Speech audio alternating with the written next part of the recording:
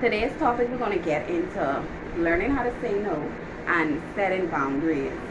If you haven't already, go ahead, click that subscribe button. Subscribe to my channel. Why haven't you subscribed yet? As you guys can see, we are on our way to 100 subscribers. And listen, it's been a journey, but we still have so many goals to accomplish here on our YouTube channel. So let's get right into this video.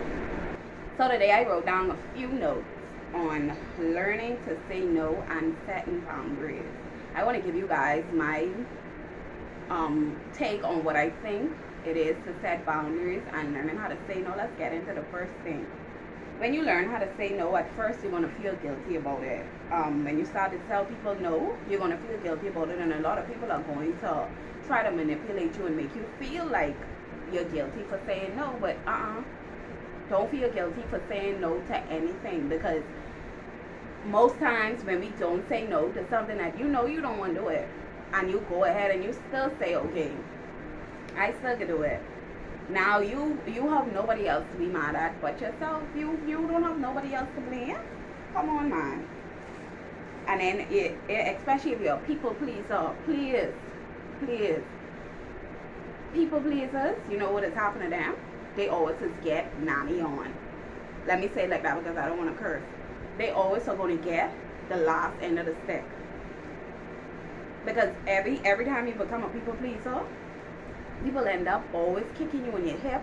They always end up treating you worse than the people who don't please them. Another thing I wanted to make mention of is, I'm going to give you guys an example of when you're going to feel guilty saying no. Okay, let's just say, let's use your mother for instance. Your mom probably wanted you to do something, and she wants you to do it at her beck and call. I love my mommy, you know, but if I don't feel like doing it at that time, unless it's an emergency, I'm going to say no, I can't do it.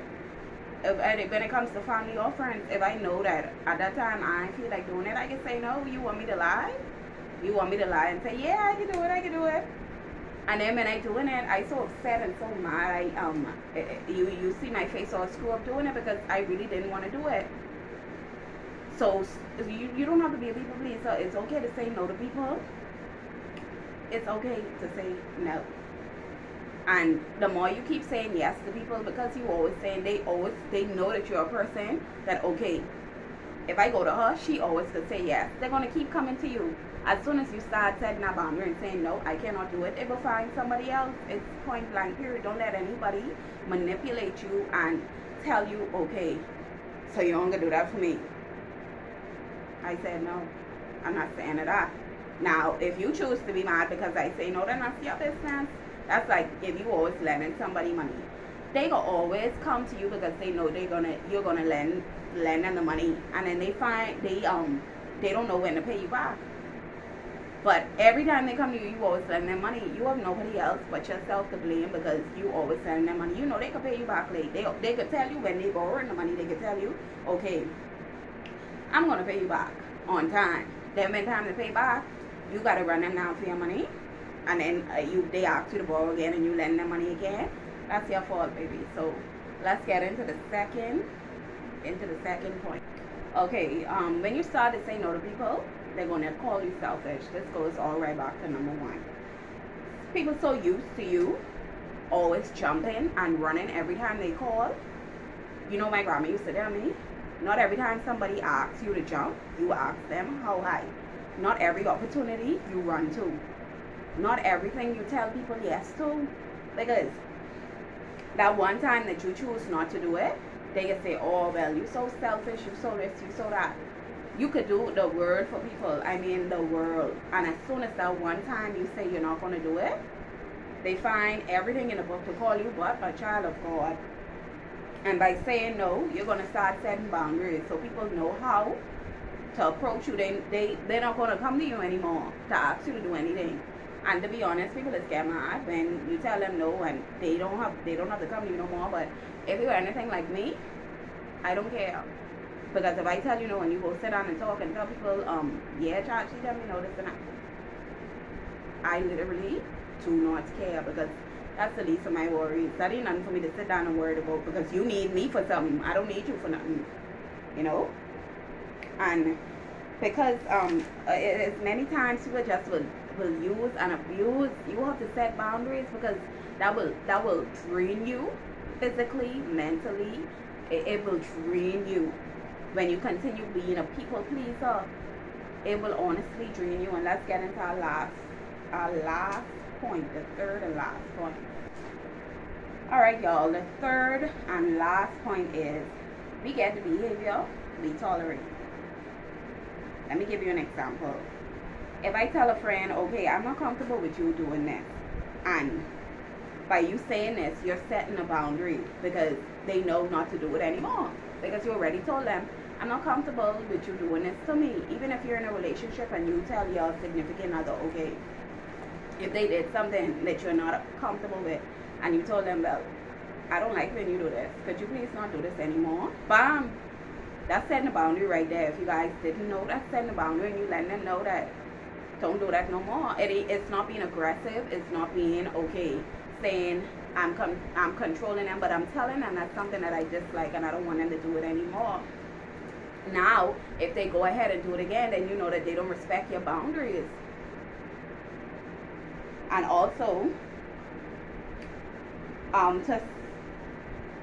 if you don't address it, if you do not address it, and it continues on, we're not going to stay long in this video.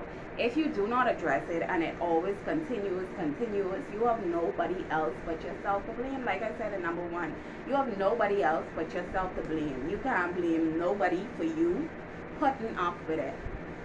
Like I said, the point for number 3 is we get the behavior we tolerate. You tolerating it because you love that person, but deep down inside, you know you want into that. Deep down inside, you know you want to tell them, okay, I don't like when you do this. You have to learn to set boundaries, regardless if people like it or dislike the boundary you've set. That's something you're setting for yourself. Some days, also I wanted to touch on it. Some days, let me give an example like this. You know, sometimes people don't answer your messages right away.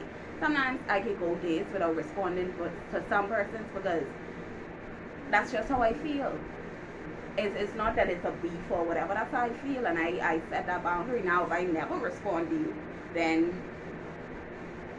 you know I just ain't into talking to you. Me and you ain't on a level. But if I do not respond to someone's text message right away, or if I respond to it the next day, that's what I choose to do.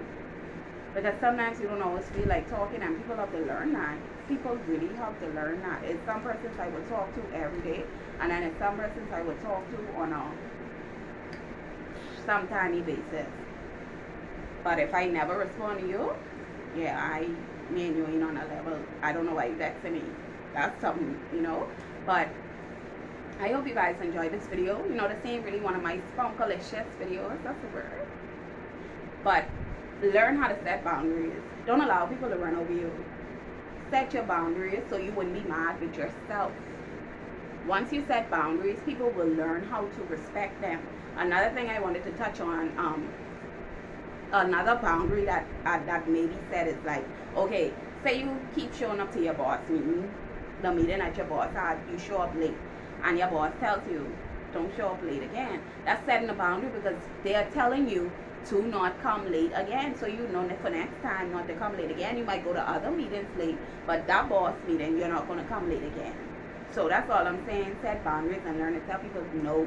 Learn to tell people no. Yeah, you may have I have a big heart.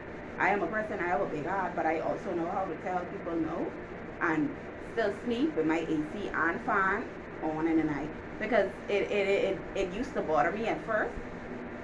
It did bother me because I felt guilty for doing it. But now, no. I say no. I don't even have to say it with an attitude. I just say no, I can't do that. And call it that. You know, some people like to put on a pitiful voice when you tell them you can't do something to try and manipulate you to make you feel like you're supposed to do it. That don't work for me. It don't work for me. So, thank you guys for watching this video. I hope you like this video. Don't forget to subscribe to my channel. We are on the road to 100 subscribers. If you haven't subscribed us yet, go ahead and subscribe. Give this video a big thumbs up. And until next time, y'all, thank you for watching this video.